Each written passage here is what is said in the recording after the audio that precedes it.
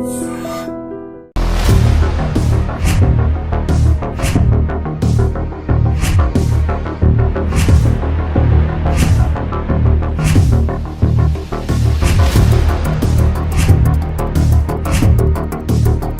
To I dream.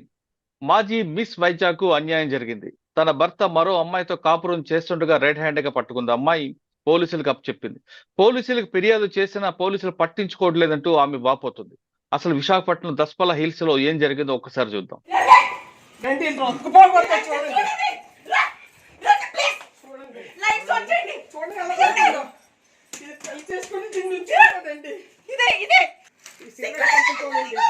Media without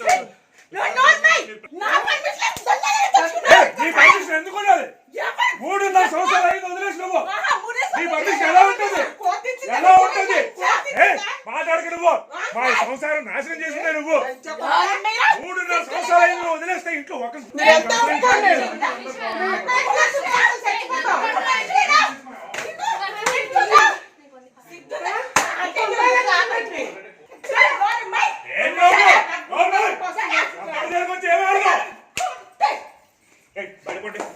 out of my office.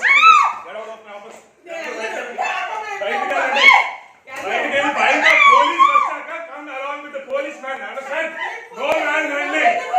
ఇప్పటి వరకు దస్పల hills లో నక్షత్ర అనే అమ్మాయి రెడ్ హ్యాండ్ గా దాడి చేసింది. ఆ దాడిలో ఆమె భర్తతో పాటు మరో అమ్మాయి దొరికింది. ఆ దొరికిన విజువల్స్ ప్రస్తుతం చూపిస్తూ ఆమె చాలా స్పష్టంగా చెప్తున్నారు. తనకు విడాకులు ఇవ్వకుండానే తన భర్త మరో అమ్మాయితో కాపురం చేస్తున్నట్టు ఆరోపించారు. అయితే అసలు నిజంగా అక్కడ ఏం జరిగిందనే విషయం మనతో మాట్లాడడానికి నక్షత్ర హస్బెండ్ ప్రస్తుతం వెంకట సాయి తేజ మనతో లైవ్ లో ఉన్నారు. అని అడిగి అసలు వాస్తవాలు ఏంటి, వాళ్ళిద్దరి మధ్య ఎందుకు ఘర్షణ వచ్చిన విషయాన్ని ఆయన అడిగి తెలుసుకుందాం. వెంకట సాయి తేజ గారు నమస్తే అండి. నమస్తే అండి. బ్రదర్, నిన్న జరిగిన ఇష్యూలు చూస్తుంటే నేను మధ్యాహ్నం 1 గంటకి మీ వైఫ్, అంటే మీ కోర్టులో కేసు ఉంది కాబట్టి ఇంకా మీ భార్యగాని పరిగణిస్తాం, ఆమె మీ పాప తర్వాత మీ బంధువులు అందరు తీసుకొని మీ ఇంటికి వచ్చి లోపలికి వచ్చి ఆమె తలుపులు కొట్టి లోపలికి వచ్చిన సమయంలో ఒక అమ్మాయి ఉన్నారు. అమ్మాయి ఎవరు అని ప్రశ్నించలోగానే మీరు రావడం మొత్తం ఇష్యూ అంతా కూడా మనకి సీన్ లో కనిపిస్తుంది. ఈ సంఘటన ఏం జరిగిన ముందు అసలు మీ ఇద్దరి మధ్యన పరిచయం ఎలా జరిగింది? ఇద్దరు కలిసి ప్రేమించుకొని పెళ్లి చేసుకుని ఒక పాప పుట్టిన తర్వాత ఈ స్థాయికి రావడానికి ప్రధాన కారణం ఏంటండి?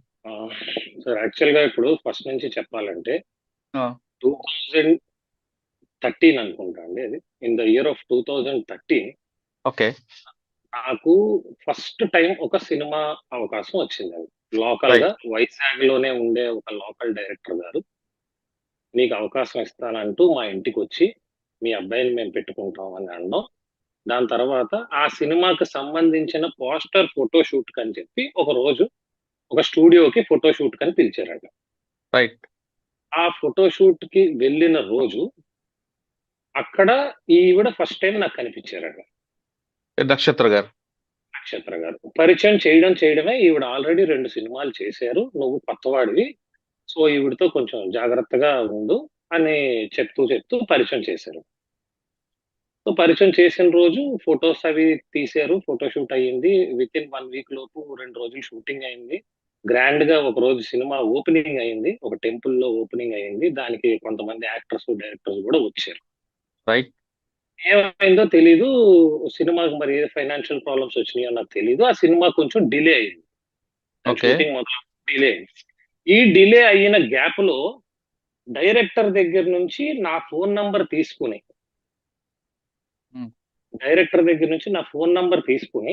ఈ సినిమా స్టేటస్ అడగడానికి కాల్ చేయడం మొదలు పెట్టారు. ఓకే. సినిమా ఎప్పుడు మొదలవుతుంది, ఎందుకు ఆగింది, మీకు ఏమైనా తెలుసా హీరో గారు, ఇలా అడగడం మొదలు పెట్టారు. ఇలా ఈ మాటల క్రమంలో ఇండివిజువల్ గానే ఇల్లులు కూడా ఒక ఇద్దరు పేరెంట్స్ హౌసెస్ కూడా ఇండివిజువల్లీ ఒక 7-8 కిలోమీటర్స్ డిస్టెన్స్ లోనే ఉండటం. నేను ఎక్కడికి వెళ్ళాలన్నా వైజాగ్ లో వాళ్ళ ఇంటి మీద నుంచే వెళ్ళేలా ఆ దారి ఉండటం. సో ఎప్పుడైనా నేను సినిమా ఆఫీస్కి వెళ్ళి ఆ డైరెక్టర్ దగ్గర నుంచి ఏమైనా పోస్టర్స్ ఫొటోస్ తీసుకొస్తా ఉంటే దారిలో ఆగి వాళ్ళ ఇంట్లో ఇవ్వడం. ఇలాగా ఫ్యామిలీకి మనకి పరిచయం పెరిగిందండి. ఓకే. పరిచయం పెరిగిన కొద్ది కాలంలోనే ఆ అమ్మాయి నిన్ను నేను ప్రేమిస్తున్నాను అంటూ తన లవ్ ని ఎక్స్ప్రెస్ చేయడం జరిగింది. అంటే ప్రపోజల్ ఆమెదే ఫస్ట్ ఆమెదే ప్రపోజల్ అండి. రైట్. అప్పటికి నా వయసు ఇస్ జస్ట్ 19 ఇయర్స్ అండి. I'm just 19 years. She is okay 18 years. Right.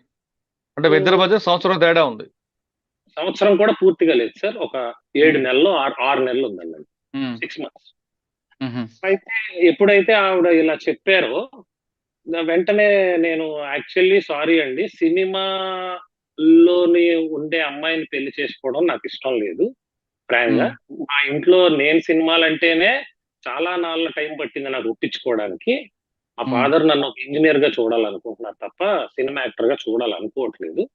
చాలా రిక్వెస్ట్ చేస్తే ఈ సినిమా చేయడానికి పర్మిషన్ ఇచ్చారు. ఇది ఇది వర్కౌట్ అయ్యే అవకాశం లేదు అన్నది ఆ ఫస్ట్ పాయింట్ ఆఫ్ డే లో చెప్పడం జరిగింది. మీరే చెప్పారు. ఓకే. చెప్పడం జరిగినా కూడా తర్వాత ఏంటంటే మా ఇంట్లో కొన్ని ఫంక్షన్స్ అవ్వడం, వాళ్ళ ఇంట్లో కొన్ని ఫంక్షన్స్ అవ్వటం, ఈ మ్యూచువల్ ఫంక్షన్స్ కి మేము అటెండ్ అవటం, అలా ఇద్దరి మధ్యలో మాటలు పెరగటం, ఫోన్ కాల్స్ మాట్లాడుకోవటం, ఇలా జరిగి ఇద్దరు అనుకోకుండా తెలియకుండా ఒకరినొకరు ఇష్టపడడం స్టార్ట్ అయిందండి.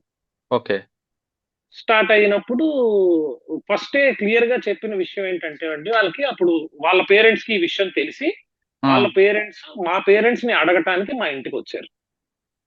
అప్పటి వరకు మా పేరెంట్స్ కి ఈ విషయం నేను తెలియదండి, నేను చెప్పలేదు. వాళ్ళే ఫస్ట్ డైరెక్ట్ గా ఫ్యామిలీ చుట్టాలు అందరితో మా ఇంటికి వచ్చి అడగటం జరిగింది. దానికి ఫస్ట్ మా పేరెంట్స్ ఒప్పుకోలేదండి. వీడు ఇంకా చిన్నోడు, 19 ఇయర్స్ అండ్ హీఈస్ జాబ్లెస్, ఈ స్టిల్ స్టడీయింగ్. నేను ఇంకా అప్పుడు చదువుతున్నాను సార్, చదువుతా సినిమా ట్రై చేసుకుంటాను. ఒప్పుకోకపోతే వాళ్ళ మదర్, నేను ఒక క్యాన్సర్ పేషెంట్ నండి, నేను ఎన్నాళ్ళు బతుకుంటానో తెలీదు, నా కూతురు పెళ్లి చూసేయాల నాకు, అందుకే చిన్న పిల్లలైనా మీరు మేము ఉన్నాం కాబట్టి జాగ్రత్తగా చూసుకుందాం, ఇష్టపడింది కాబట్టి చేసేయండి అని అడగటం జరిగింది. ఓకే. అయితే నాకు ఆల్రెడీ అప్పుడు ఉంటున్న ఫ్యామిలీ ప్రాబ్లమ్స్ దృష్ట్యా ఇంట్లో వాళ్ళు కూడా యాక్సెప్ట్ చేసి మ్యారేజ్ చేయడం జరిగింది. అచ్చా, ప్రపోజల్ ఆమెదే, వాళ్ళు మీ ఇంటికి రావడం ఫస్ట్ మీ దగ్గరికి వాళ్ళు వచ్చారు, ముందు ఒప్పుకోలేదు, తర్వాత పెద్దలు ఒప్పుకున్నారు, పెళ్లి చేసుకున్నారు. వాళ్ళు ఇంటికి వచ్చిన with in span of 6 months లో ఎంగేజ్మెంట్, మ్యారేజ్ అన్ని అయిపోయినాయి. రైట్. ఇద్దరు ఆమె ప్రపోజల్ తీసుకొచ్చిన, మీరు ఒప్పుకున్నారు, పెద్దల సమక్షంలో పెళ్లి జరిగింది. అవునండి. ఓకే. అయిన తర్వాత బానే ఉంటుండగా మీ కాపురంలో ఓ పాప వచ్చింది. సార్ ఇక్కడ ఫస్ట్ ఇంకొక విషయం డిస్కస్ చేయాలి sir. Since it is love marriage sir, it will be considered as an ఆదర్శ వివాహం. దానికి డౌరీ ఇచ్చామని చెప్పి నా మీద కేసు పెట్టడం జరిగింది. అంటే మీ ఆ టాపిక్ ముందు మీ ఇద్దరు కాపురం అయిన తర్వాత, మా ఇద్దరు కాపురం చాలా బాగుంది సార్. బాగుంది టైంలో అందరూ అవును, మీకు పాప కూడా పుట్టినది అనుకుంటా. అవునండి. పాప పుట్టింది కదా. అంత చక్కగా ఉన్న కాపురంలో ఇంత డిస్టర్బెన్స్ ఎందుకు వచ్చిందండి సార్? అంటే బేసిక్ గా మ్యారేజ్ అయిన తర్వాత ఆల్మోస్ట్ ఒక 1 year వరకు మేము వేరేగా ఉన్నామండి. అంటే లైక్ మా ఫాదర్ ఇంటికి దగ్గరలోని లేము, వాళ్ళ పేరెంట్స్ ఇంటికి దగ్గరలోని లేమండి. మేము ఇద్దరమే ఒక ఫ్లాట్ రెంట్ కి తీసుకుని మేము ఇద్దరమే ఉండటం జరిగింది. నాకు జాబ్ లేదు, ఆమెకి జాబ్ లేదు కాబట్టి ఏదో ఇంట్లో వాళ్ళ ఫీడింగ్ మీదే ఒక ఫ్లాట్ లో ఉంటూ ఏదో చిన్న ఈవెంట్ మేనేజ్మెంట్ అనేది ఒకటి చేసుకుంటూ 4 డబ్బులు సంపాదించుకుంటూ ఇద్దరం చాలా హ్యాపీగా ఉండేవాళ్ళం అండి, until nobody is involved. తర్వాత మేము వీళ్ళ మదర్ కి హెల్త్ బాగోట్లేదు అన్న కండిషన్ మీద తిను నన్ను ఫోర్స్ చేసి వాళ్ళ ఇంటికి ఒక 1/2 km డిస్టెన్స్ లో ఉన్న ఇంటికి నన్ను మార్చారు. మా మదర్ కి హెల్త్ బాగోలేదు, మా మదర్ నేను చూసుకుంటా ఉండాలి, అందుబాటు రేంజ్ లో ఉండాలి అని చెప్పి మార్చడం జరిగింది. ఈ మార్చిన తర్వాత ఏంటంటే తరచుగా అయితే వాళ్ళు మా ఇంటికి వచ్చేసి ఉండటం, లేకపోతే తినని తీసుకెళ్లి వాళ్ళ ఇంట్లో ఉంచుకోవటం తప్పితే మా ఇద్దరికి ప్రైవసీ స్పేస్ అనేది లేదు సార్. ఇది నేను ప్రూవ్ చేయగలను, ఎందుకంటే మేము కలిసి ఉన్న 5 ఏళ్లలో మేము ఇద్దరమే కలిసి వెళ్ళిన ట్రిప్ అంటూ మా జీవితంలో లేదు. ఎక్కడికి మేము తినని తీసుకెళ్దాం, ప్రేమగా ఏ ఊరు తీసుకెళ్దాం అన్నా మా మమ్మీకి కూడా టికెట్ తీస్తేనే వస్తాను, లేకపోతే రాను, ఇదే చెప్తారు ఆవిడ. సో నా దగ్గర ఉన్న ప్రతి ట్రిప్ లో ఉండే ఫ్లైట్ టికెట్స్ అన్ని నా మెయిల్ లో ఉన్న అన్నిట్లో కూడా అదే ఉంటుంది. I can clearly. అంటే తల్లిని తీసుకెళ్ళడం అనేది తప్పేం కాదు కదా. అంటే మీరు అడిగిన రీజన్ చెప్తున్నాను సార్, డిస్ప్యూట్ ఎందుకు వచ్చింది అన్నదానికి రీజన్ చెప్తున్నాను. ఎక్కడైనా తల్లి అనే కాదు సార్, ఇద్దరు మొగుడు పిల్లల మధ్యలో మూడో వ్యక్తి ఇంటర్వెన్షన్, ఐదర్ ఫ్యామిలీ మెంబర్ అయినా బయటోడైనా డిస్టర్బెన్స్ స్టార్ట్ అవుతాయి సార్. ఇప్పుడు నా పేరెంట్స్ ఎప్పుడైతే నాకు దగ్గరగా లేరో వాళ్ళ పేరెంట్స్ ఆజమాయిషి ఎప్పుడైతే పెరుగుతా ఉందో, అంటే ఇప్పుడు నేను చేసే పని నా వైఫ్ కి నచ్చొచ్చు, మా అత్తగారికి నచ్చాలని రూల్ లేదు. అవును. నేను ఒక గంట లేట్ గా లేచాను అనుకోండి, అయ్యో నా ఉమ్, మొగుడు పడుకున్నాడు లేపకూడదన్న సందర్భం నా వైఫ్ దగ్గర ఉంటుంది. అవును. ఏంటి పడుకుంటాడు, లెగడు, ఎక్కడికి వెళ్ళడు, ఉమ్, ఒక జాబ్ చేయడు అనే ఉమ్, వెర్షన్ ఆవిడలో ఉంటది. ఓకే. సో నేను డైరెక్ట్ గా ఎవరిని కంప్లైంట్ చేయట్లేదండి. సో ఉమ్, ఏంటంటే ఈ విధంగా ఉమ్, ఆమెలో చాలా ఏంటంటే చాలా నాటారు. ఉమ్, దాని నుంచి చిన్న చిన్నగా గొడవలు స్టార్ట్ అయినాయి.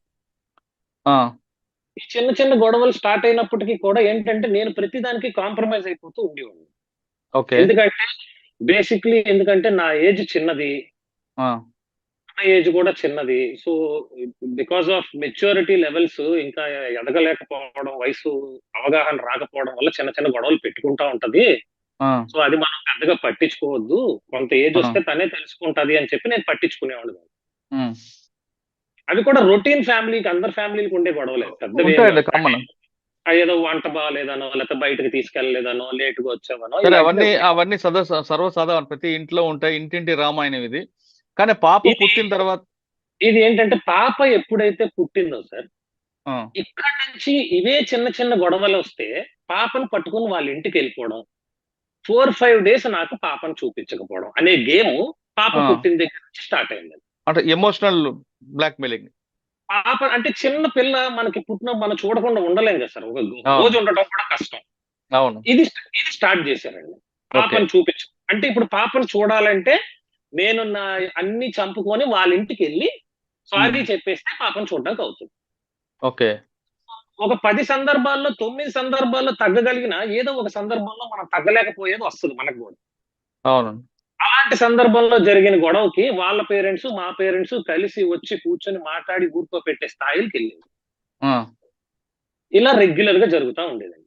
ఈ మధ్యలో నాకు 2017 ఇయర్ లో ఈ ప్రెషర్స్ తట్టుకోలేక నేను నేవీలో జాబ్ కొట్టానండి. అంటే నేను 2015 నుంచి రాస్తున్నాను, 16 లో రాశాను, రాలేదు, 17 లో జాబ్ వచ్చింది. నేవల్ డాక్యార్డ్ లో నాకు ఒక చార్జ్ మ్యాన్, అంటే it is like an assistant engineer job వచ్చింది. ఓకే. ఉమ్, ఆ జాబ్ జాయిన్ అయిన తర్వాత ఇంకా నా లైఫ్ స్టైల్ అంతా మార్నింగ్ 6 to ఈవినింగ్ 8 అయిపోయింది. Only okay. నైట్ మాత్రమే ఫ్యామిలీతో స్పెండ్ చేసి, అందులోకి నేను ఒక ఫిట్నెస్ ఫ్రీక్ అండి, రోజుకు ఒక గంట జిమ్ చేయకుండా ఉండలేను. ఆ ఇంటికి వచ్చిన తర్వాత ఇంకో గంట జిమ్కి వెళ్ళి 9-9:30కి ఇంటికి వచ్చి భోజనం చేసి పడుకుని పోవడమే తప్ప, సండే తప్ప ఫ్యామిలీతో స్పెండ్ చేసే టైం దొరికేది కాదు. ఓకే. ఈ రీజన్ టైంలో ఏంటంటే నేను ఒక్కదాన్నే పాపని చూసుకోలేకపోతున్నాను ఉమ్, అన్న కారణాన్ని అడ్డు పెట్టుకొని మాట్లాడితే వాళ్ళ పేరెంట్స్ హౌస్కి వెళ్ళిపోయి అక్కడే 1 month 2 months అలా ఉండటం స్టార్ట్ అయింది. ఇక్కడ నేను చేసిన బిగ్గెస్ట్ మిస్టేక్ ఏంటంటే అలా వెళ్ళిపోతున్న అన్నిసార్లు నేను యాక్సెప్ట్ చేశాను. అవునులే, ఒక్కరితే చిన్నపిల్లని చూసుకోలేదు, ఏదో దెబ్బలు తగిలించుకుంటారు అనవసరంగా, ఫోన్లే అల్ని అని యాక్సెప్ట్ చేయడం స్టార్ట్ చేశాను. ఓకే. అది లేటర్ ఆన్ ఎలా టర్న్ అయిందంటే పాపను పంపించండి అంటే ఈ రోజు మంగళవారం పంపించకూడదు, ఈ రోజు శుక్రవారం పంపించకూడదు, ఈ రోజు ఆదివారం పంపించకూడదు, ఈ రోజు బుధవారం పంపించకూడదు, ఇంకా మిగిలిన 2 రోజులు పంపించమంటే మమ్మీకి బాగాలేదు సో ఈ రోజు రాను. ఇది స్టార్ట్ అయిందండి. హలో. ఓకే. వింటున్నాను, వింటున్నాను. ఇలాగా ఇంకా ఇంకా ఇలా ఈ చిన్న చిన్న చిన్న చిన్న చిన్న చిన్న గొడవలే ఆ, పెద్ద పెద్ద గొడవలు, పెద్ద పెద్ద గొడవల స్థాయికి వెళ్ళింది. అంటే ఇవన్నీ అయితే రెండు కుటుంబాల మధ్య కూర్చొని పరిష్కారం కాకపోయేసరికి పరిష్కారాలు ఎప్పుడు పరిష్కారం జరిగిపోయేదండి. ఆ, పేరెంట్స్ వచ్చేవారు, ఐదర్ నన్నైనా తిట్టి తను ఊరుకోపెట్టి అమ్మ గొడవలు పడకండి అని చెప్పేవారు, అంతా బాగుండేది. ఈ ఉమ్, ఇష్యూస్ ఏం లేవు. ఇష్యూస్ ఏంటంటే వీళ్ళ ఇంట్లోనే ఉంటున్న వీళ్ళ సిస్టర్ ఉమ్, 2018-19 లో ఆవిడది ఒక ఇలాంటి సేమ్ ఫ్యామిలీ ఇష్యూ వస్తే అన్ని తీసుకొని ఆ అమ్మాయిని హస్బెండ్ నుంచి విడగొట్టేశారు.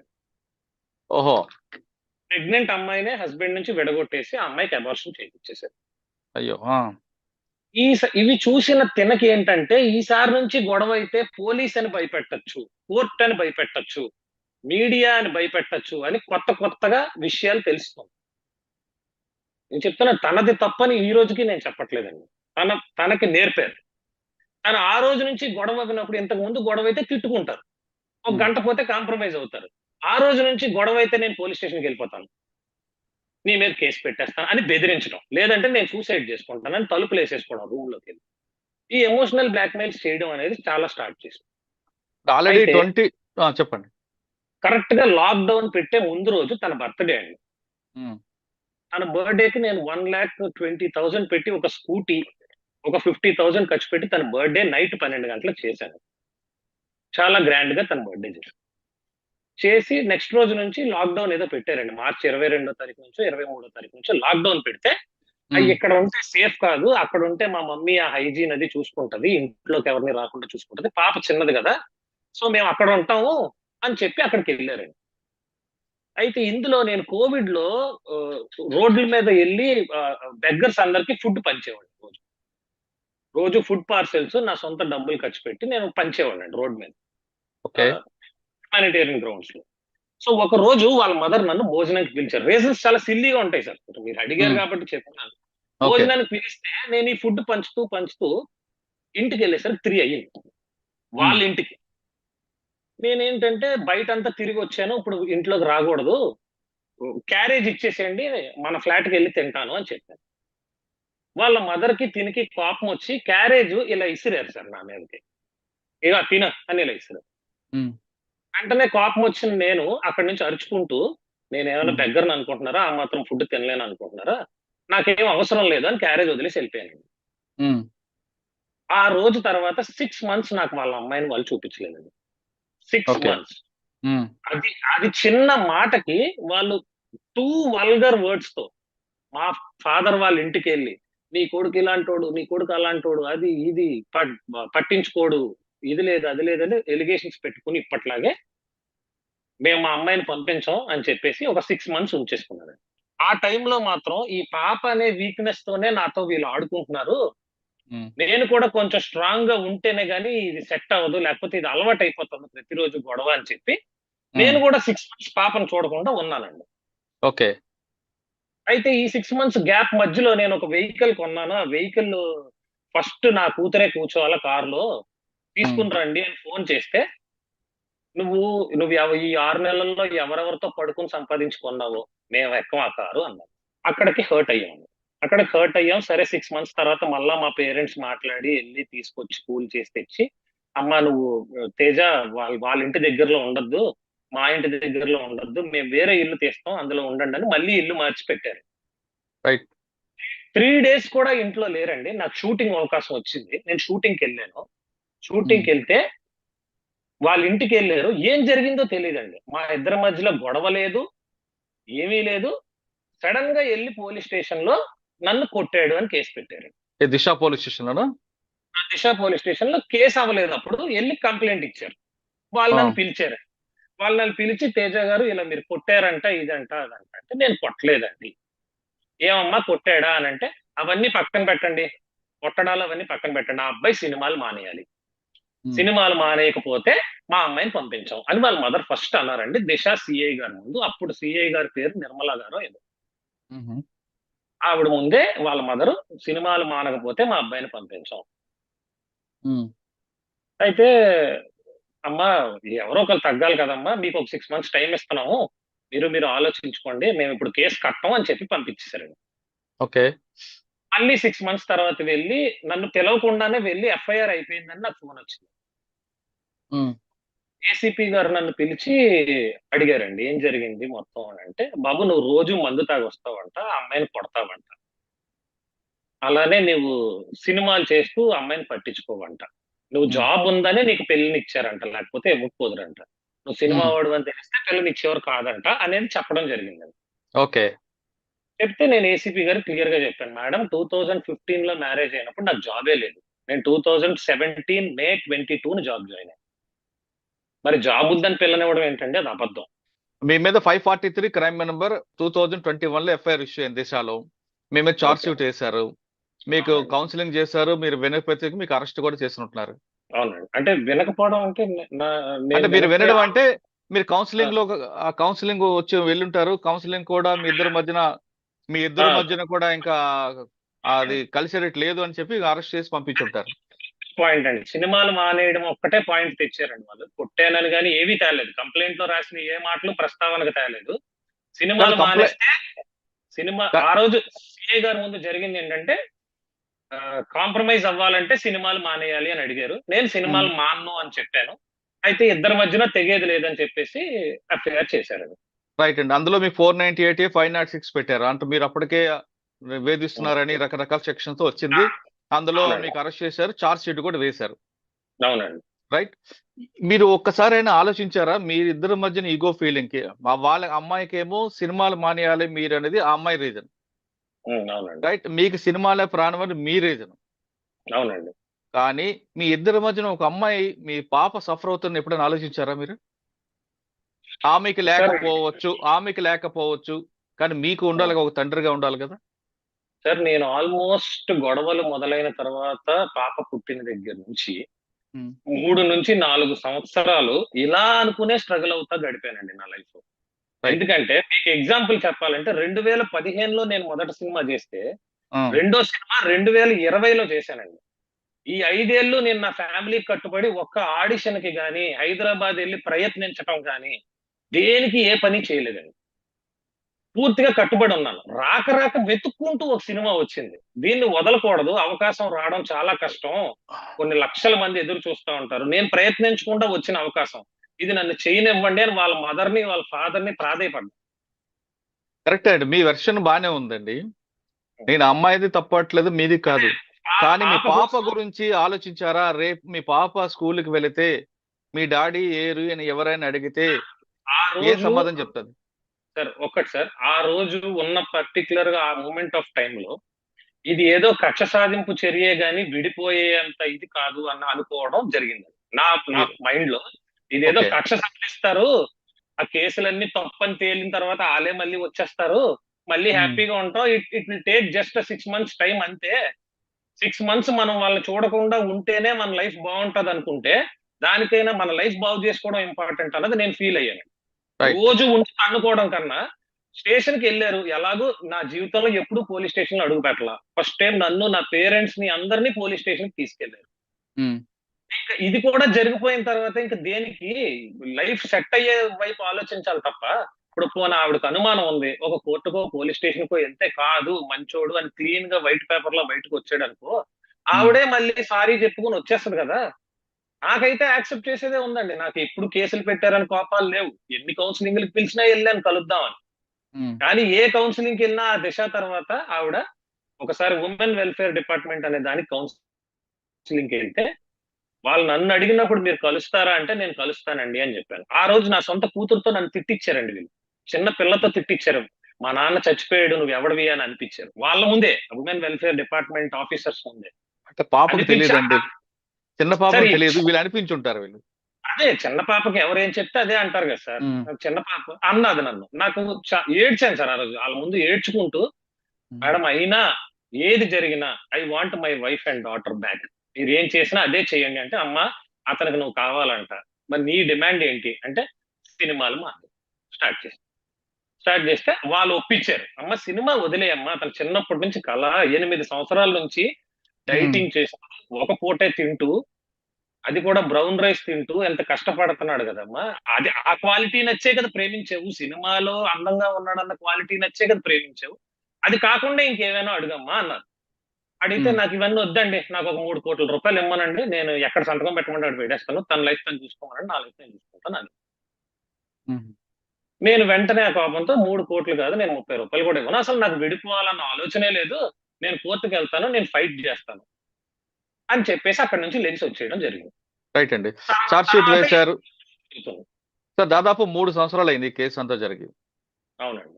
ఈ మధ్యలో ఎప్పుడైనా మీకు పాప గుర్తుకొచ్చిందా? పాపని కలవాలనుకున్నారా? సరే ఈ మధ్యలో out of hundreds of attempts పాపను కలవడానికి లేదా మాట్లాడడానికి బర్త్‌డేస్‌కి పాపకు ఫోన్ చేసినా, నా ఫోన్‌కి రెస్పాండ్ కారండి. ఫస్ట్ ఆఫ్ ఆల్ నా ఫోన్స్ బ్లాక్‌లో పెడతారు. హ్మ్. వేరే ఎవరి ఫోన్స్ నుంచైనా చేస్తే, మా ఫాదర్ ఫోన్ నుంచి చేస్తే, మా ఫాదర్‌తో మాట్లాడతారు. అబ్బాయితో మాట్లాడతారా అని అడిగితే ఫోన్ పెట్టేస్తారు. పాపకు ఒక విషెస్ చెప్తాడంటమ్మా అని అంటే, అక్కర్లేదు. ఇది ఆడి కూతురు కాదు, ఇది నా కూతురు అనేసి రెక్లెస్ ఆన్సర్ ఇచ్చి ఫోన్ పెట్టేయడం. ఇది చాలా సార్లు జరిగిందండి. అయితే నేను 2, 3 సార్లు పాప స్కూల్ ఎక్కడో కనుక్కొని అంటే నేను ఫస్ట్ ఒక స్కూల్‌లో జాయిన్ చేశానండి 2020లో. హ్మ్. ప్రీ కేజీలో ఏశాను. అది లాక్‌డౌన్ వల్ల పుణ్యమా అని స్కూల్స్ ఏమీ లేకుండా అయిపోయాయి. తర్వాత స్కూల్స్ ఓపెన్ చేసేసరికి మేము విడిపోవడం వల్ల ఏ స్కూల్‌లో జాయిన్ చేశారో నాకు తెలియలేదండి చాలా మంది. హ్మ్. వాళ్ళ ద్వారా వీళ్ళ ద్వారా కనుక్కుంటే శ్రీ ప్రకాష్ అనే స్కూల్‌లో సీతందార్‌లో జాయిన్ చేశారని తెలిసి, నేను ఇప్పటికే దాదాపుగా 3-4 టైమ్స్ పాపని వెళ్ళి స్కూల్లో కలవడం జరిగింది.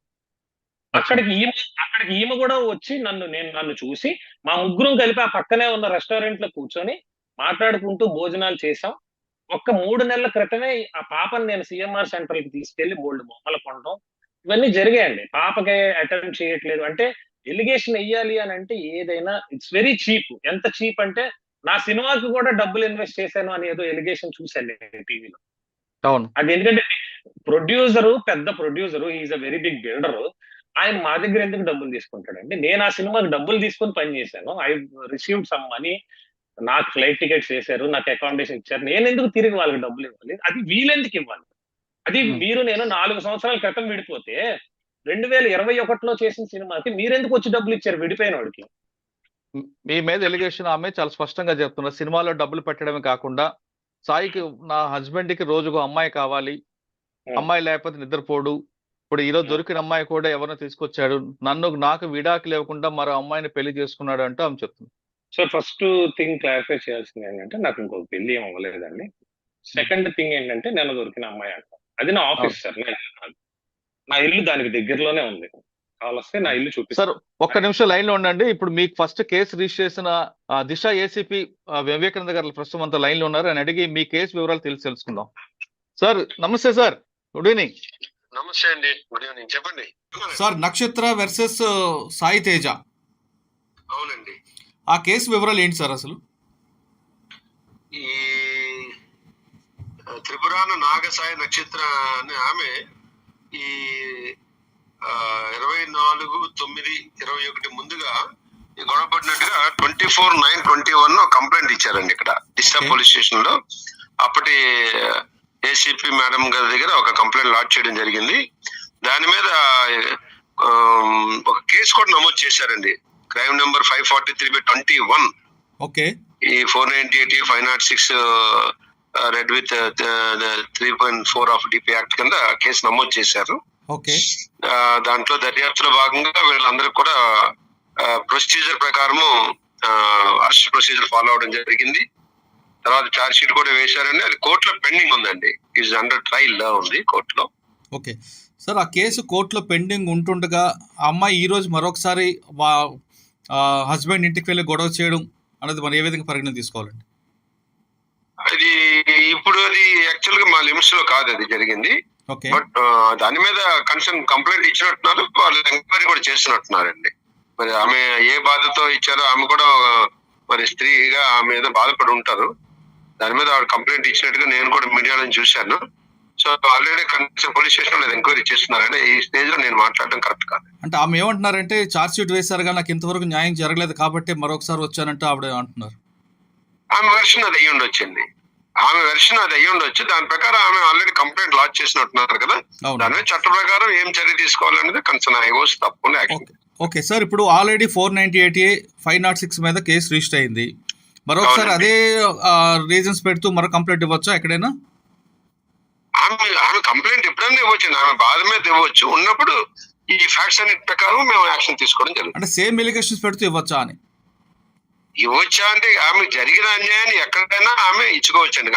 ఆమెకి ఏ కష్టం వచ్చినా ఎప్పుడైనా సరే తెలియపరచవచ్చు. బట్ చట్ట ప్రకారము దాని మీద తీసుకోవాల్సిన చర్యలు మేము విచారణ చేసి తప్పకుండా తీసుకోవడం జరుగుతుందండి. ఎవరైనా ఏ పోలీస్ అధికారైనా అది చేస్తారు. ప్రస్తుతం కేసు కోర్టులో ఉంది. అంటే ఇక్కడ దిశ పోలీస్ స్టేషన్ లో నమోదు చేసిన కేసు కోర్టులో ఉందండి. ట్రయల్ లో ఉంది. ట్రయల్ కి వచ్చిందా సార్? అది ఈ నెల నెక్స్ట్ ఆగస్ట్ 22వ తారీఖు వాయిదా ఉందండి. మరి ఆ రోజు మరి ఏమవుతుందో చూడాలి. Okay sir, thank you very much sir.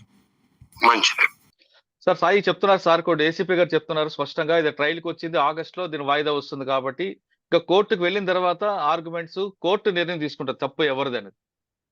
Already కోర్టులో ఇప్పటికి 6-7 వాయిదాలు అయినాయండి. 6-7 వాయిదాస్ అయినాయి. అంటే మరొక వాయిదా ఆగస్ట్ లో ఉన్నట్లుంది. నెక్స్ట్ మంత్ ఉంది సార్. నెక్స్ట్ మంత్ ఉందా? ఓకే. ఇప్పుడు ఆమె చెప్తున్న ఎలిగేషన్ మీరు వివరణ ఏంటండి? మీకు రోజుకో అమ్మాయి కావాలంటున్నారట.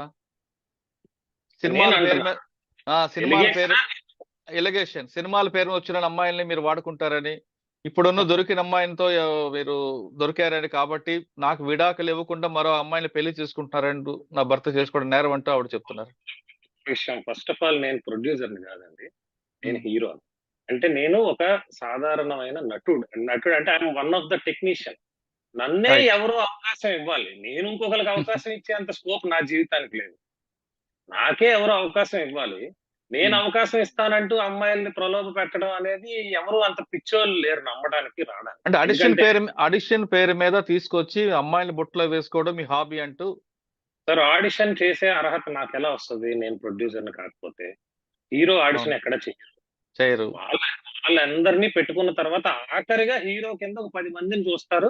వాళ్ళకి ఆర్థికంగా, అందంగా, క్యారెక్టర్ కి తగినట్టుగా ఎవరు కనిపిస్తే వాళ్ళని పెట్టుకుంటారు. రైట్. అది ఎవరిని వరిస్తుందో అదృష్టం ఆ టైంకి. సో అది ఫస్ట్. సెకండ్, రోజుకు ఒక అమ్మాయి కావాలి అని అంటున్నారు. రోజుకు ఒక అమ్మాయి కావాలి అని అనేది ఎంత చీపెస్ట్ ఎలిగేషన్ అంటే, అంత 5 years అంత అన్యోన్యంగా కలిసి ఉన్నాం కదా మనం. సరే, ఓకే, విడిపోయిన తర్వాత నేను ఉన్న ప్రతి ఇంటికి పోలీసుల వారిని ఆ రోజు కూడా దిశలో చెప్పాను, వెళ్ళి ఎంక్వైరీ చేయండి సార్. ఒక్క ఆడపిల్లైనా ఈ ఇంటి దరిదాపులోకి గానీ ఆ గేట్ దాటి లోపలికి వచ్చిందని ప్రూవ్ చేస్తే ఎన్ని కేసులు పెడితే అన్నిటికీ నేను బాధ్యుడిని సంతకం పెట్టి వెళ్ళిపోతా ఇక్కడి నుంచి అని చెప్పాను. ఇప్పుడు నిన్న జరిగిన సంఘటనకు వస్తే, నిన్న జరిగింది నా ఇల్లు కాదు సార్, అది ఆఫీసు. అది ఒక ఆఫీస్ అండి. అదే నన్ను నమ్మి డబ్బులు పెట్టి కొంతమంది డబ్బులు ఇన్వెస్టర్స్ ఉంటారు, అది ఒక ఆఫీసు. ఒక సినిమా చేద్దాం అనే ఒక ప్రయత్నం మీద 2 నెలల క్రితం ఓపెన్ చేశాం. ఓకే. ఆ ప్రయత్నం ఇంకా సక్సెస్ఫుల్ కూడా కాలేదు, ఇంకా ఏం సినిమా తీయలేదు, ఇంకా ప్రయత్నంలోనే ఉన్నాం. అంటే కథ రాసుకోవడం, మ్యూజిక్, అది సిట్టింగ్, అవన్నీలో ఉన్నాం. ఓకే. అక్కడ పని చేయడానికి వస్తూ ఉంటారు సార్, అమ్మాయిలే కాదు అబ్బాయిలు వస్తూ ఉంటారు. నిన్న సంఘటన జరిగిన టైంలో కూడా ఆఫీస్ లో అబ్బాయిలు కూడా ఉన్నారు. కావాలని పిక్చరైజ్ చేయడానికి అమ్మాయిని పిక్చరైజ్ చేయడం జరిగింది. అమ్మాయి అక్కడ పడుకున్నట్లు ఉంది కదండి లోపలికి రాగానే వాళ్ళందరూ. యాక్చువల్ గా జరిగిన స్టోరీ ఏంటంటే, ఆ అమ్మాయి మాకు ఒక లిరిక్స్ రాస్తామని చెప్పి మా ఆఫీస్ కి ఇష్యూ జరిగిన ముందు రోజు నైట్ రావడం జరిగింది. అమ్మాయి ఒక్క బై రోడ్ ఆ అమ్మాయి, ఇంకొక అబ్బాయి, ఒక అబ్బాయి మా దగ్గర కో డైరెక్టర్ గా ఉన్న ఆయన లిరిక్స్ రాయడానికి ఈ అమ్మాయిని, నా ఫ్రెండ్, ఈ అమ్మాయి నాకు ముందు నుంచి పరిచయమేనండి, పరిచయం లేదన్నట్లా.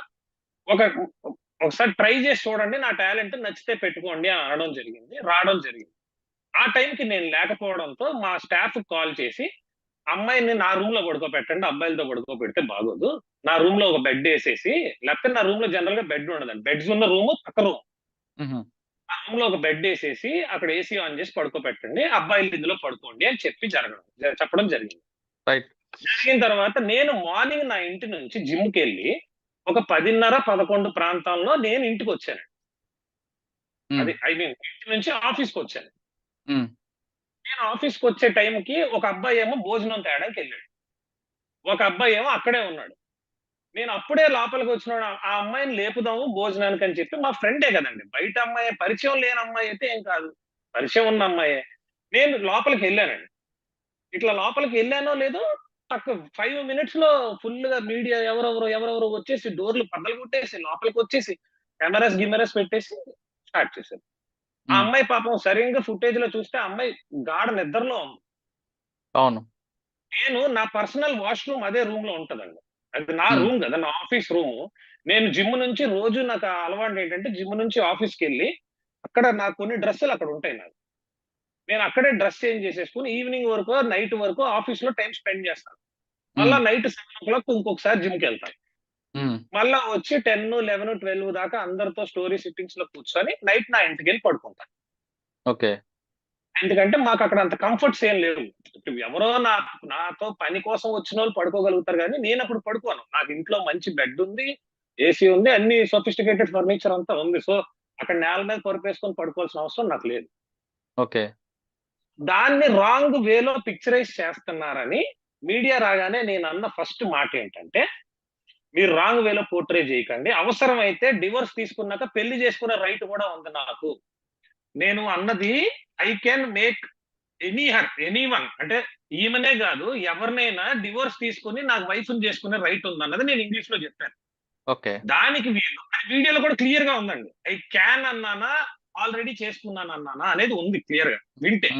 దాన్ని పట్టుకొని కావాలని నన్ను బ్యాడ్ చేయాలని, నా ఎదుగుదలని డ్యామేజ్ చేయాలని పెళ్లి చేసేసుకున్నాడు, సంసారం చేసేస్తున్నాడు. నన్నే కాకుండా అనవసరంగా ఏ సంబంధం లేకుండా ఒక మంచి ఫ్యామిలీ నుంచి వచ్చిన ఒక ఆడపిల్లని కూడా అనవసరంగా ఆమెకి థ్రెటన్ చేసి, ఆమె మీద ఏవో ఇసిరేసి, ఆ అమ్మాయిని కొట్టి, చాలా వల్గర్ మాటలు మాట్లాడి, ఆ అమ్మాయిని రాంగ్ గా యూట్యూబ్స్ లో, వీడియోస్ లో, మీడియాలో చూపిస్తూ, ఒక ఆడపిల్లకి నిజంగా తేరుకోలేని దెబ్బ కొట్టి, కనీసం ఆ అమ్మాయి నా ఫోన్ కూడా రెస్పాండ్ అవ్వలేని స్టేజ్ కి చేశారు. సార్ అది కరే నిన్న జరిగింది. కాదండి, మీ ఇంట్లో అమ్మాయి ఉందని వాళ్ళు మీ అది మీ ఇంటి అదే మీ ఆఫీస్కి వస్తారని ఆమెకి ఎలా తెలిసింది? ఎవరు? మీ వైఫ్కి ఎలా తెలిసింది? అదే నాకు తెలియదు. That is the $1 million question అండి. మరి నేను జిమ్ నుంచి వస్తున్నప్పుడు స్పై చేసి నా కార్ ఫాలో అయ్యి వచ్చారో, లేకపోతే నాకే తెలియకుండా నా ఆఫీస్ లో ఎక్కడైనా ఎవరినైనా ఇన్ఫర్మేషన్ కి పెట్టుకున్నారో ఏంటో తెలియదు. ఆ కరెక్ట్ గా 5 నిమిషాల స్పాన్ లో వచ్చినప్పుడే ఇదేదో ఒక ప్రీ ప్లాన్డ్ థింగ్ అని. ఎందుకంటే ఇప్పుడు బాధలో వచ్చిన ఆమె అంతమంది మీడియా సపోర్ట్ తీసుకుని వచ్చింది, నాకు భయపడి అనుకుందాం. పెళ్లి ఆల్బమ్లు కూడా పట్టుకుని వస్తారండి, if at all it is not prepared. పెళ్లి ఆల్బమ్స్ కూడా వెంటనే ఉన్నాయి సార్, పక్కనే పెళ్లి ఆల్బమ్స్ ఉన్నాయి బ్యాగులతో. అవును అవును, వాళ్ళ మదర్ చూపిస్తున్నారు. అండ్ దే గాట్ డిసైడెడ్ అండి. అండ్ మీరు ఆ అమ్మాయి ఇన్స్టాగ్రామ్ ప్రొఫైల్ కనుక చూస్తే, గత 4 సంవత్సరాల్లో అమ్మాయి రోజుకో 10 డ్యాన్స్ వీడియోలు అవి వేసి పెడుతూ ఉంటది ఇన్స్టాగ్రామ్ లో. పిచ్చి ఆవిడకి. ఒక్క వీడియోలో గానీ, ఒక్క ఫోటోలో గానీ ఈ 4 ఏళ్లలో ఆవిడ ఏ రోజు మంగళసూత్రాలు గానీ, నల్లపూసలు గానీ వేసుకోవాలి. ఎన్నో సార్లు చాలా మంది మా చుట్టాలే అడిగినా కూడా, నాకు మొగుడు లేడు, ఏం లేడు, నేను వేసుకోను అనేది. నిన్న మాత్రం మంగళసూత్రాలు వేసుకుని వచ్చేయడం, కళ్ళల్లోంచి నీలే రాకపోయినా ఏడుస్తూ మంగళసూత్రాలు 10 సార్లు కెమెరాని చూపించడం, ఇదంతా యాక్షన్ కదా. పిక్చరైజేషన్ అవుతోంది క్లియర్ గా. దానికి ఎవరెవరు సపోర్ట్ ఉన్నారో నాకు అర్థమైంది. నేను మాట్లాడలేదు గట్టిగా అని అంటే, నేను అలా రోడ్డెక్కి అరుచుకుని మాట్లాడుకునే స్వభావం కాదండి. వాళ్ళ పరువు తీసినా నాదే పోద్ది, నా పరువు తీసుకున్నా నాదే పోద్ది అనేది నా ఫీలింగ్. నేను తిడితే నా వైఫ్నే తిట్టాల, నా వైఫ్ని తిడితే నన్ను నేను తిట్టుకున్నట్టే అవుతుంది. సో కానీ ఇప్పుడు మీ ఇద్దరు మధ్యన గొడవలో చిన్న పాప సఫర్ అవుతుంది, అక్కడ ఉంది, భయపడుతుందని ఆలోచించారా మీరు గాని ఆమె గాని? అసలు సార్, ఆన్ గ్రౌండ్ ఫ్యాక్ట్ ఏంటంటే అక్కడ ఏం జరుగుతుందో నాకు అర్థం కావడానికి చాలా టైం పట్టింది. ఎందుకంటే సడన్ గా ఎప్పుడూ లేకుండా నా ఆఫీస్ కి, అది ఆ ఆఫీస్ కి నేనే హెడ్ అనుకున్నప్పుడు, నా గదిలోకి రావాలన్నా కూడా జనాలు నన్ను పర్మిషన్ అడిగే వస్తారు, నేను బెల్ కొడితేనే వస్తారు. అలాంటిది సడన్ గా తలుపు ఇలా తన్నుకొని 10 మంది వచ్చేసరికి ఐఎమ్ లిటరలీ షాక్డ్. ఏం జరుగుతుంది? మాకు అక్కడ చాలా సీక్రెట్ థింగ్స్ ఉంటాయి టేబుల్ మీద. మీడియా వచ్చాక మేము ఫస్ట్ భయపడేది ఏంటంటే, నా సినిమా కథ మొత్తం టేబుల్ మీద ఉంది. ఒక ఫోటో తీసినా నేను చాలా నష్టపోతాను. ఎందుకంటే కథ ఇంకా రిజిస్టర్ చేయలేదు. రాత్రి తెల్లవారులు రాసి అక్కడ పెట్టి కథ మొత్తం అందరూ అక్కడ స్టోరీ మొత్తం దాని మీదే ఉంది. అవును. సినిమా టైటిల్ డిజైన్ చేసిన లోగో ఆ పక్కనే ఉంది. టైటిల్ రిజిస్టర్ చేయలేదు ఇంకా. ఎన్నో వేలు ఖర్చు పెట్టి విఎఫ్ఎక్స్ చేయించి ఒక టైటిల్ లోగో డిజైన్ చేయించి అక్కడే పెట్టే వాల్ కి. అవన్నీ ఎక్కడ లీక్ అయిపోతాయి? ఆ టెన్షన్ కూడా. వాల్యుబుల్స్ ఉన్నాయండి, నా గోల్డ్ అది ఉంది. నేను అప్పుడే జస్ట్ వాష్రూమ్ లోకి వెళ్ళడానికి నా గోల్డ్ అది తీసి టేబుల్ మీద పెట్టి వాష్రూమ్ లోకి వెళ్ళా. యాక్చువల్లీ ఇష్యూ జరిగినప్పుడు నేను వాష్రూమ్ నుంచి వచ్చా, ఆవిడ అక్కడ పడుతున్నారు. ఓకే. సో ఇందులో ఫస్ట్ ఆఫ్ ఆల్ నాకు అరగంట గంట వరకు అక్కడ పాప ఉన్నదన్న, ఇది ఫస్ట్ థింగ్ అండి. అంటే అరగంట వరకు పాప ఉంది, మీకు ఒక అరగంట వరకు పాప అక్కడ ఉందని మీకు తెలియదు? ఒక పావు గంట అరగంట వరకు అంటే నాకు తెలియదు. ఇన్ ద సెన్స్ నా మైండ్ రిజిస్టర్ చేసుకోవట్లేదండి. నేను వేరే హర్రీ అందులో ఉన్నాను. ఏంటి జరుగుతోంది ఇక్కడ, ఇంతమంది వచ్చేయడం, నేను వాళ్ళతో మాట్లాడే ఇదిలో ఉన్నాను, మీడియాతో. మీరు వితౌట్, నేను రూమ్ లో కూడా ఏం జరుగుతుందో పట్టించుకునే స్టేజ్ లో లేను. ఇలా చేయొద్దని, అంటే నా ప్రైవేట్ స్పేస్ లో మీరు రాకూడదని. సో అందులో ఉన్నాను. తర్వాత నేను పాపని చూశాను. పాపని చూసినా, పాపని ఇలా నేను ఇక్కడ నుంచి చూస్తున్నానంటే పాపని ఇలా వెనక్కి తీసేసుకోవడం వాళ్ళ మదరు, అయితే పాప చేత తిట్టిపించడం, పో అని ఇలా సైగలు చేయించడం, పాప చేతి తిట్టిపించడం. నేను ఇంకా మీడియా ముందు నా పరువు నేను పోగొట్టుకోవడం ఇష్టం లేక నేను వెళ్ళి ఆ బాల్కనీలో అలా నించుని ఉన్నానండి. జరిగేది జరుగుతుంది. ఇంత సంఘటన, ఇంత రప్చర్ అయిన తర్వాత మరి మీరెందుకు పోలీస్ కంప్లైంట్ ఇవ్వలేదు? ఎందుకంటే మీ పర్మిషన్ లేకుండా వీళ్ళందరూ మీ ఆఫీసులో రావడం అనేది ఒక పెద్ద నేరం సార్. యాక్చువల్లీ నేను కంప్లైంట్ తర్వాత రెండోది, అమ్మాయిని, ఇప్పుడు ఆ అమ్మాయి ఇన్నోసెంట్ అని మీరు చెప్తున్నారు, ఆమెని కొట్టడం, ఆమెను తిట్టడం, ఆమె ఫేస్ ఎక్స్పోజ్ చేయడం కూడా మరో నేరం. అది కనీసం ఆ అమ్మాయి చేత కంప్లైంట్ ఇప్పించాలి కదా మీరు? సార్ ఫస్ట్ ఆఫ్ ఆల్ అమ్మాయి చేతి ఇప్పించడానికి నా మాట వినే పరిస్థితిలో వాళ్ళు ఉండరు కదా సార్. వాళ్ళ ఒరిజినల్ డెసిషన్ వాళ్ళు తీసుకోండి. She's not my family member, she's not that close to me. Okay. Cinema అనేది అందరికీ ప్యాషన్ ఉంటది, అవసరం, ఒక అవసరం, ఆ, ఏమంటారు దాని, అవకాశం కోసమే వచ్చారు తప్ప నేను కంప్లైంట్ ఇవ్వలేదు అనుకుంటే. నిన్న నేను ఇష్యూ జరిగిన తర్వాత చాలా డిప్రెషన్ గా సిక్ అయిపోయాను. ఎందుకంటే when so many people started calling మీ, తేజ గారు మిమ్మల్ని మేము యూట్యూబ్ లో మీ ట్రైలర్లు ఇవి చూడడానికి ఆశపడతాం, అవి చూస్తాం అనుకుంటాం, కానీ ఏంటి సార్ మిమ్మల్ని కొట్టినట్టుగా, మిమ్మల్ని ఇంత హింస పెట్టినట్టుగా చూపిస్తున్నారు, మిమ్మల్ని బాగా అన్పాపులర్ చేస్తున్నారు అని క్లోజ్ సర్కిల్స్ నుంచి ఫోన్లు వచ్చేసరికి నేను చాలా సేపు నా ఫోన్ స్విచ్ ఆఫ్ వేసి నేను చాలా డిప్రెషన్ లోకి వెళ్ళిపోయాను. కానీ I was not మీరు ఫోన్ స్విచ్ ఆఫ్ చేసి మీరు అంటున్నారు, పోలీసులకు అప్ చెప్పిన తర్వాత కూడా పోలీసులు వదిలిపెట్టారు, తేజ పారిపోయాడు అంటూ కొంతమంది అంటున్నారు, మీరే ఉంటారు? ఎవరు పోలీసులకు అప్ చెప్పారండి? అక్కడ పోలీస్ కానిస్టేబుల్ వచ్చారు కదా. సార్ పోలీస్ కానిస్టేబుల్ వచ్చింది వాళ్ళ నుంచి మాకు థ్రెట్ లేకుండా మమ్మల్ని సెక్యూర్ చేయడానికి, మమ్మల్ని Okay. స్టేషన్ కి తీసుకెళ్ళడానికి కాదు. ఫస్ట్ థింగ్, స్టేషన్ కి ఎప్పుడు తీసుకెళ్తారండి? వీళ్ళు ముందు స్టేషన్ కి వెళ్ళి కంప్లైంట్ పెట్టుకుని రావాలి ఇక్కడికి. మీరు ఇప్పుడు పోనీ నేను పోలీసులకు ఫోన్ చేశాను, మీరు 100 చేశారు. మీరు 100లో ఏం చెప్పారు? నాకు థ్రెట్ ఉంది, సేవ్ చేయండి అని చెప్పారు. ఇప్పుడు వాళ్ళు నన్ను ఎందుకు అరెస్ట్ చేస్తారు? అక్కడ ఏం తప్పు జరిగిందని అరెస్ట్ చేస్తారు? నా ఆఫీస్ లో ఉన్నాను, సరే ఒక అమ్మాయి ఉంది, అరెస్ట్ చేయడానికి రీజన్ ఏంటి? వాళ్ళని నేను రిక్వెస్ట్ చేశాను, మమ్మల్ని ఈ జనాల్లోంచి బయటకు తీసుకెళ్ళండి అని రిక్వెస్ట్ చేస్తే వాళ్ళు మమ్మల్ని బయటకు తీసుకొని వచ్చారు. పోలీస్ స్టేషన్ కి తీసుకెళ్తానని వాళ్ళు చెప్పలేదు, స్టేషన్ కి వెళ్తున్నాను మేము చెప్పలేదే. ఇప్పుడు డ్యామేజ్ జరిగింది అంటే అమ్మాయికి నష్టం జరిగింది అంటే ఒక చిన్న ఈగో ఫీలింగ్ వల్ల ఇద్దరి మధ్యన ఇదంతా రప్చర్ అయినట్లు నాకు అనిపిస్తుంది. మీకు సినిమాలంటే పిచ్చి, ఆమెకి మీ సినిమాకి వెళ్ళకూడదని ఆమెకి. మీరు అంటున్నట్లుగా మా అత్తవారి దగ్గరకు రాబట్టే మా కుటుంబం అంతా చిన్నబనమైంది, లేదంటే నా భార్య చాలా మంచిదని మీరు అంటున్నారు. నాకు అర్థమవుతుంది ఏంటంటే సినిమా వ్యామోహం, సినిమా ఇష్యూలోనే ఇదంతా జరిగినట్టు అనిపిస్తుంది. ఇంత రప్చర్ అయిన తర్వాత ఇష్యూ పెద్దది అయిపోయింది కాబట్టి మీరు ఫర్దర్ గా లీగల్ గా ముందుకు వెళ్తారా, లేదు పాప ముఖం చూసి నా కూతురు తండ్రి లేని కూతురుగా చెప్పించుకోవడం ఇష్టం లేక తిరిగి ఆమె మీ వైఫ్ ని క్షమించి ఇద్దరు కలిసి ఉంటారు? సార్ ఫస్ట్ ఒకటండి, ఈ లాస్ట్ 4.5 years లో నా మీద కంప్లైంట్లు పెట్టడం, మనుషుల్ని తీసుకొచ్చి నా ఇంటి మీద దాడి చేయడం, నా ఇంటి తాళాలు బ్రేక్ చేయడం, నన్ను చాలా సార్లు థ్రెటన్ చేయడం, బూతులు మాట్లాడుతా వాయిస్ రికార్డింగ్స్ పెట్టడం. వాళ్ళ మదరే డైరెక్ట్ గా నాకు ఎన్నో వందల వాయిస్ రికార్డింగ్స్ పెట్టారు తిడుతూ, నువ్వు రోడ్ యాక్సిడెంట్ లో చచ్చిపోతావు, కాళ్ళు ఇరిగిపోతాయి, ఇలా పెట్టడం. ఆ, ఆ, నేను మీరు అత్తగారి మాటలు మర్చిపోండి, మీ వైఫ్ మీ డాక్టర్ వీళ్ళిద్దరు.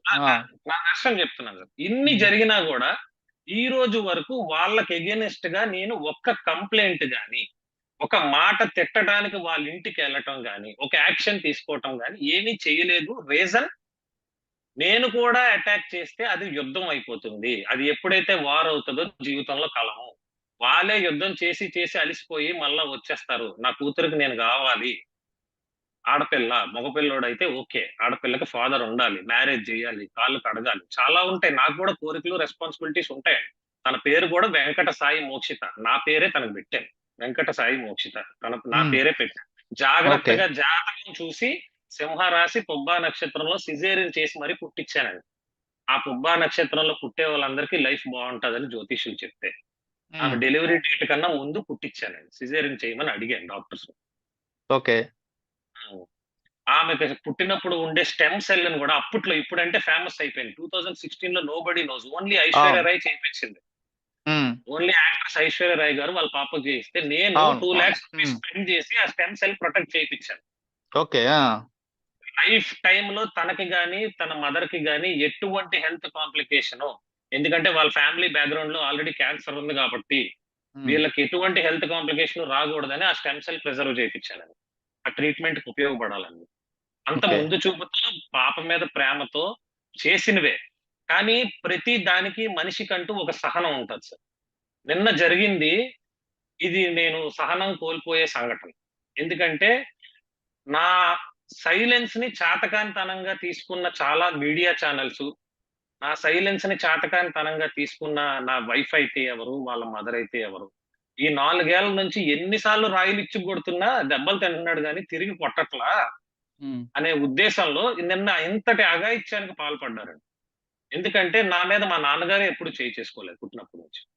నా మీద చేయి చేసుకోవటం, కావాలనే మీడియాలో రికార్డ్ చేయించి దాన్ని కొన్ని వందల సార్లు దాన్నే టెలికాస్ట్ చేయించటం, నన్ను అవమానపడేలా చేయటం, నేను డిప్రెషన్ లోకి వెళ్ళేలా చేయటం, ఇవన్నీ చేసిన కారణంగా మొట్టమొదటైతే దీని మీద లీగల్ గా తిరిగి అటాక్ చేసే విధానం పద్ధతులు మాకు కావండి. నాది ఆ మెంటాలిటీ కాదు. లీగల్ గా పోలీస్ వారు దీనికి ఏం న్యాయం చేస్తారో, తగు కేసులు ఎలా పెట్టాలో, ఏ సెక్షన్స్ కనుక్కొని ట్రెస్ పాసింగ్ కింద వితౌట్ మై పర్మిషన్ నా ఆఫీస్ స్పేస్ లోకి అది ఎంటర్ అవడం తప్పు. ఎంటర్ అవడమే కాకుండా నా స్టాఫ్ ని కూడా కొట్టారండి.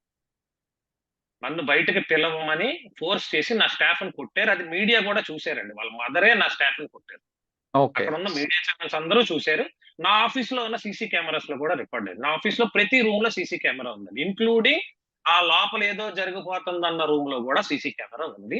నేను ఆ మొత్తం ఫుటేజ్ తీసుకెళ్లి పోలీస్ వారికి చూపిస్తాను. ఆ లోపల ఏ తప్పు జరగలేదని చూపిస్తాను, బయట తప్పు జరిగిందని కూడా చూపిస్తాను క్లియర్ గా. నేను ఆ రోజు ఏ టైంకి ఆఫీస్ లోకి వెళ్ళాను, ఏ టైం ఇప్పుడు బయటకు వచ్చాను. ఆఫీస్ స్థలాలు మీ దగ్గర ఉన్నాయా, ఆమె దగ్గర ఉన్నాయా? ఇప్పుడు ఆ రోజు నా ఆఫీస్ లో థెఫ్ట్ జరిగిందండి. బేసిక్ గా ఒక రింగ్ మిస్ప్లేస్ అయ్యింది, అండ్ నా కార్ కీసు, నా నా సొంత ఇంటి కీసు, నా ఆఫీస్ కీసు అన్ని కలిపి ఉన్న ఒకే ఒక సెట్. ఆ సెట్ పట్టుకుని వెళ్ళిపోయారండి. డైరెక్ట్ గా నా వైఫే పట్టుకుని వెళ్ళిపోయింది. యాక్చువల్లీ నేను కూడా అంతమంది జనంలో ఎవరో తీసుంటారులే అనుకున్నాను, వాళ్ళని అనుమాన పడలేదు. వాళ్ళు యూట్యూబ్ లో చూపిస్తున్న వీడియోస్ లోనే క్లియర్ గా ఆవిడే పట్టుకెళ్ళిపోతున్నట్టు కనిపించింది సార్. అవి కూడా రికార్డ్ చేసి పెట్టుకున్నాం సార్. రేపు పోలీస్ కంప్లైంట్ కి వెళ్ళినప్పుడు ఆ కంప్లైంట్ ఎలా రాయాలో ఏంటో ఆ కంప్లైంట్ రాసి దాంతో పాటు ఈ ప్రూఫ్స్ కూడా సబ్మిట్ చేసి మాకు న్యాయం చేయమని అడుగుతుంది. అంటే లీగల్ గా ప్రొసీడ్ అవుతానంటారు మీరు? 100% ప్రొసీడ్ అవ్వాలి కదా సార్. ఎందుకంటే దిస్ ఇస్ నేను కంప్లీట్ డీఫేమ్ అయ్యాను కదా సార్. చేయలేని తప్పుకి నేను డీఫేమ్ అయ్యాను. కానీ So, మీరు నేను- లీగల్ గా ప్రొసీడ్ అయితే ఇటు Hmm. అమ్మా నాన్న మధ్యన ఈ విభేదాల మధ్యన మీ పాప సఫర్ అవుతుందని ఆలోచిస్తున్నారా? సార్ పాప లాస్ట్ 4 years నుంచి సఫర్ అవుతానే ఉంది సార్. ఎందుకంటే ఎన్నిసార్లు మీ హస్బెండ్ పాపను తీసుకుని రా అని అడిగినా మీరు చూపించడానికి ఇష్టపడలేదు. కనీసం ఫోన్ మాట్లాడించడానికి కూడా మీరు ఇష్టపడలేదు. పాప పేరు అడ్డు పెట్టుకొని మీరు నన్ను ఎంత బ్లేమ్ గేమ్ ఆడారో, ఎంత ఏడిపించారో అదంతా మీకు కూడా తెలుసు. కానీ ఇప్పుడు ప్రెసెంట్ సిచ్యువేషన్ ఏంటంటే ఈ రోజు కూడా ఇప్పుడు పాపే కావాలంటున్నాను సార్. ఈ రోజుకి నేను చెప్తున్నాను. నేను ఇప్పుడే కాదు, కోర్టులో వాళ్ళు నాతో ఎంత ఫైట్ చేసినా లాస్ట్ గా నేను కోర్టులో ఫైట్ చేసేది నాకు నా కూతురు కావాలనే. మీరు నన్ను వదిలేసుకుంటే వదిలేసుకోండి, అది మీ పర్సనల్ చాయిస్. నాకు నా కూతురు కస్టడీ కావాలనే నేను అడుగుతానండి. ఇవన్నీ ఎందుకండి? సినిమాలు కాసేపు ఆపితే బెస్ట్ ఏమో కదా, ఆవిడకి నచ్చ చెప్పుకొని సినిమాలు యాక్ట్ చేయొచ్చు కదా మీరు. సార్ ఆవిడకి నచ్చ చెప్పడానికి ఎన్నో సంవత్సరాలు ప్రయత్నించాను. అండ్ ఇంకొకటి కూడా from the bottom of the heart ఆవిడ ప్రాబ్లం సినిమా అనే కాదండి. ఆవిడకి అనుమానం ఉందా? వాళ్ళ అన్ని ఉన్నాయి, ఒకటి కాదు.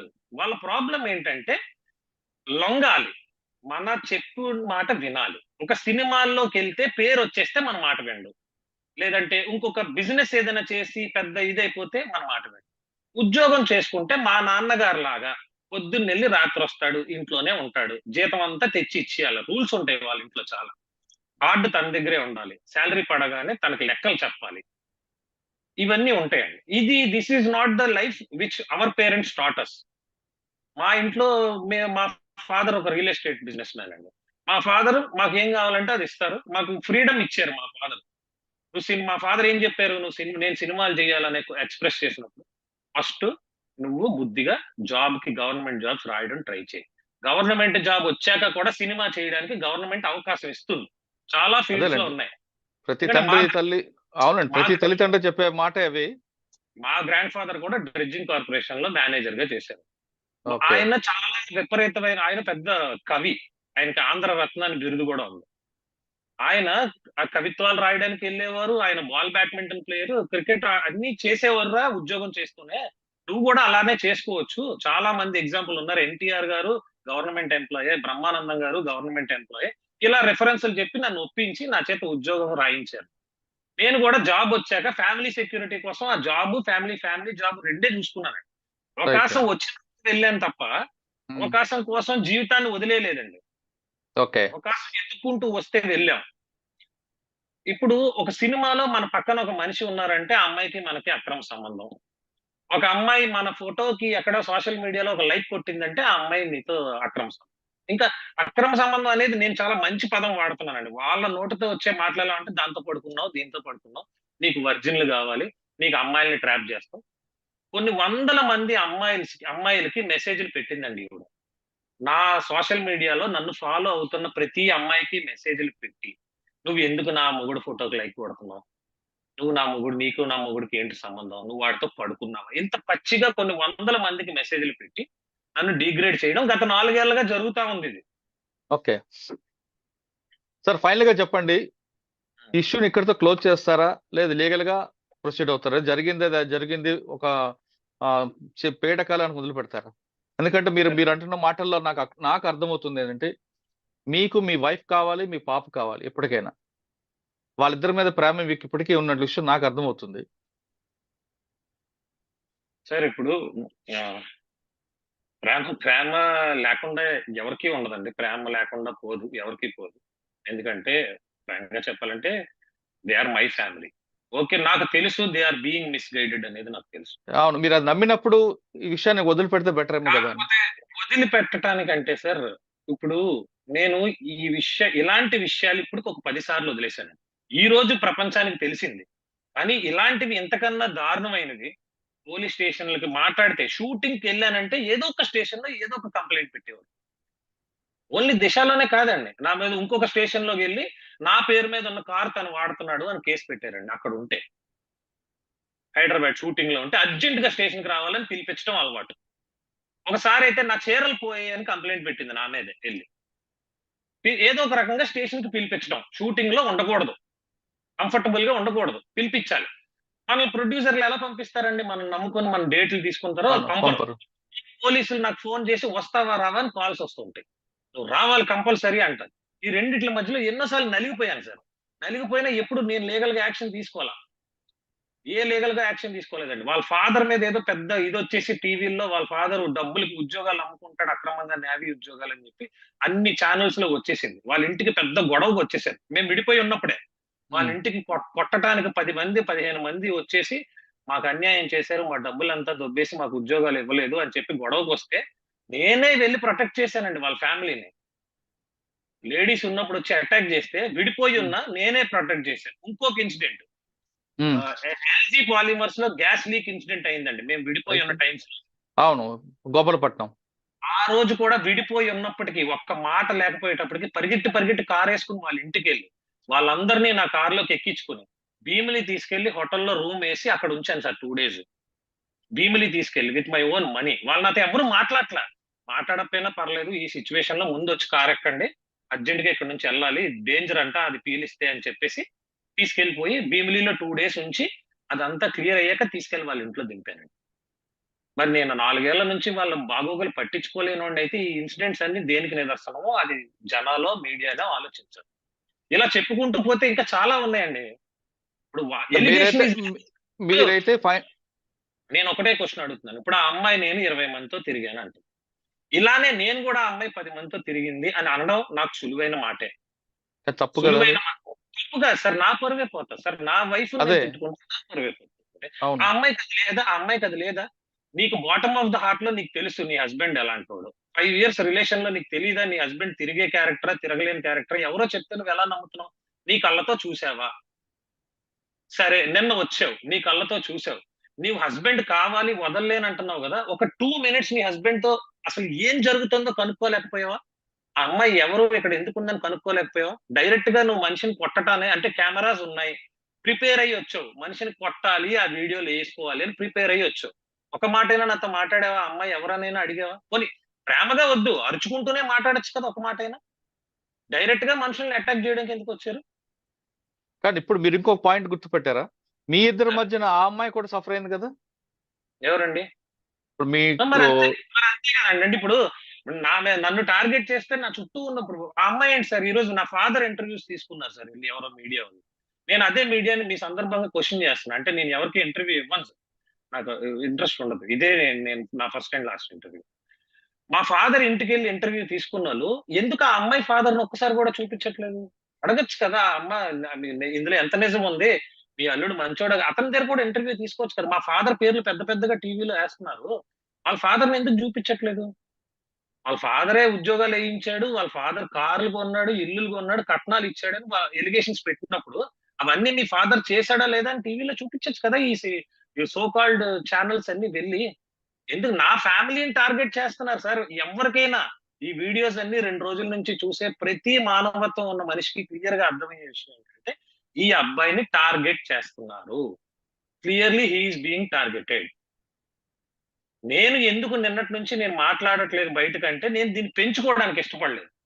మళ్ళా నేను మాట్లాడతా, దానికి ఆవిడ కౌంటర్, ఆవిడకి నేను కౌంటర్. యూట్యూబ్ లో రోజు చూస్తా ఉంటాను సార్, ఇలాంటివి చాలా జరుగుతా ఉంటాయి. ఆ సర్కిల్లోకి నా ఫ్యామిలీ వెళ్ళకూడదు. రేపో మాపో మేము కలిసిపోయాం అనుకోండి, ఒక సంవత్సరం పోయాక ఇవన్నీ పోతాయా యూట్యూబ్ నుంచి? ఎంత దరిద్రంగా చూస్తారు జనాలు బయట చూస్తే. తన్నుకున్నంత కాలం తన్నుకున్నారు, మళ్ళా కలిసిపోయారు అనుకుంటారు. నేను సైలెంట్ గా ఉన్నా. కానీ ఈ రోజు అది లిమిట్లు దాటిపోయింది సార్. ఎవరో ఒక లాయర్ ని కూర్చోపెట్టి ఇంటర్వ్యూ చేయడం. ఆ లాయర్ కి ఏం తెలుసు ఈ విషయం? ఖచ్చితంగా ఇలాంటి మనిషి బయట తిరగడానికి అనర్హుడు, ఈ మనిషి ఖచ్చితంగా జైల్లో ఉండాలి, 10 ఏళ్ళు ఉండాలి అని ఎవరో ఒక లాయర్ అంట.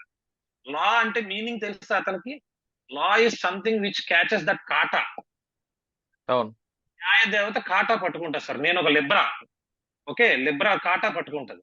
బ్యాలెన్స్డ్ గా ఉండాలి. అటువైపు విషయమే తెలియకుండా పబ్లిసిటీ కోసం టీవీలో కూర్చొని ఒక మనిషిని నువ్వు జైల్లో ఉండాలి, వాడికి అర్హత లేదు, వాడు చీడ పురుగు అని మాట్లాడతావు. ఇదే చట్టం. ఆ లా చదువుకున్నావా, కొనుక్కున్నావా? This is what my question for that lawyer is also. And media persons also. అక్కోడు ప్రైవసీని కిల్ చేయడానికి మీరు వచ్చారు కదా, ఆమె చెప్పిందంతా విని ఇష్టం వచ్చినట్టు రాశారు కదా. మీలో ఏ ఒక్కరికి కూడా లోపల ఉన్న అమ్మాయి వేరే పని మీద ఉందని ఎందుకు అనిపించలేదు? అది అక్రమ సంబంధమే అని ఎందుకు అనిపించింది అందరికి? హ్యావ్ యూ కాటస్ వితౌట్ డ్రెస్? లేకపోతే లోపల ఏమైనా కెమెరాలు పెట్టి మీరు ఏమైనా లైవ్ ఫుటేజ్లు చూసారా బయట? ఒక గదిలో ఒక అమ్మాయి అబ్బాయి ఉంటే అక్రమ సంబంధమే అవుద్దా? ఇంకేమీ కాదా ఈ సమాజంలో? ఇంకేమీ కాదా అని అడుగుతున్నాను నేను. కరెక్ట్ క్వశ్చన్ మీది. ఇంకేమీ కాదా? ఒక అమ్మాయి ఒక అబ్బాయితో మాట్లాడుకోకూడదా? అలాంటి చట్టం ఎక్కడైనా ఉందా? ఒక అమ్మాయి అబ్బాయి ఉంటే అక్రమ సంబంధం మీరు ఎలా డిసైడ్ చేస్తారు? ఒక్క చిన్నది, ఆ రూమ్ అంతా తిరిగారు, వీడియో షూట్ చేశారు, ఎనీ ఇన్అప్రోప్రియేట్ థింగ్ దొరికిందా? మంచిగా చెప్తున్నాను. ఎనీ ఒక మెడికల్ యూజ్ సంబంధించిన ఐటమ్స్ కానీ ఏదైనా, లేదా ఇన్నర్లు కానీ ఏదైనా అక్కడ అలా జరిగినట్టు అనిపించే విషయం ఏదైనా ఒక్కటైనా దొరికిందా? ఎలా రాస్తారు? ఒక అమ్మాయిని డిఫేమ్ చేయడానికి ఎలా రాస్తారు? సార్, సినిమాల్లోకి వెళ్ళడం ఎంతో కష్టం సార్. సంవత్సరాలు అయితే ఇంత పేరు వస్తుందండి కష్టపడితే. ఒక్క రోజు ఇంత పేరు డ్యామేజ్ చేసేసారండి. ఒకే రోజు ఇంత పేరు డ్యామేజ్ చేసి ఇది తెచ్చుకోవాలంటే నా లైఫ్ టైం చాలదు నాకు. మీరు డ్యామేజ్ చేసిన డ్యామేజ్ కంట్రోల్ చేసుకోవడానికి నా లైఫ్ అంతా త్యాగం చేసినా నాకు చాలదు. ఇది ఎంత పెద్ద దెబ్బ. అండ్ షీ నోస్ అండి. నేను ఒక డిప్రెషన్ సైకియాట్రిక్ ట్రీట్మెంట్ తీసుకున్న పేషెంట్ నేను, తనకు తెలుసు. తెలిసే నన్ను ఇంతలా అటాక్ చేస్తే నేను చావాలని కోరుకుంటుందా, నేను నన్ను కలవాలని కోరుకుంటుందా? ఆమె ఇన్స్టాగ్రామ్ ఒకసారి చూడమనండి సార్, ఏ వ్యూవర్స్ గైనా. ఒక్క వీడియోలో తాలిబొట్టు కనిపిస్తుందేమో. గత 4 ఏళ్ళగా కనిపిస్తుందేమో. మొత్తం మీ ఎపిసోడ్ అని చూస్తుంటే ఇద్దరు సఫరర్స్ కనిపిస్తున్నారండి. ఒకరు మీ పాప, ఒకరు మీ పాప, ఒకటి మీ పాప, 2 ఆ అమ్మాయి. ఆమె సినిమాల మీద ఆ ప్రేమతో వచ్చి మీతో రాస్తున్నందుకు ఆమెను ఎక్స్పోజ్ చేశారు. ఇప్పుడు ఆమె ఫ్యామిలీ ఎంత సఫర్ అవుతుంది? అవునండి, చాలా సఫర్ అవుతారు. ఆమె రేపు పొద్దున రోడ్డు మీద వచ్చే ముఖం చూపించగలదా? అంతే కదా సార్. ఆ అమ్మాయి చూపించలేరు. ఇంకొకసారి నన్ను నమ్మి నాతో పనిచేయడానికి కూడా ఎవరు రారు. మరి నేను ఎలా సార్ నా కెరీర్ లో ముందుకెళ్తాను? నన్ను నమ్మి ఎవరు రాకపోతే, అమ్మో ఇలాంటి వాడు జోలికి వస్తే మనం టీవీల్లో కనపడతాం, వీడితో పని చేయొద్దు, బోల్డ్ మంది ఉన్నారు సినిమా వాళ్ళు, వాళ్ళతో పని చేసుకుందాం అని అనుకుంటే నాకు నా దగ్గర తినే ఫుడ్ లాక్కున్న వాళ్ళు అవుతారు కదా సార్ ఈ మీడియా అందరూ. ఏదో మీరు లాస్ట్ లో చెప్తున్నారు.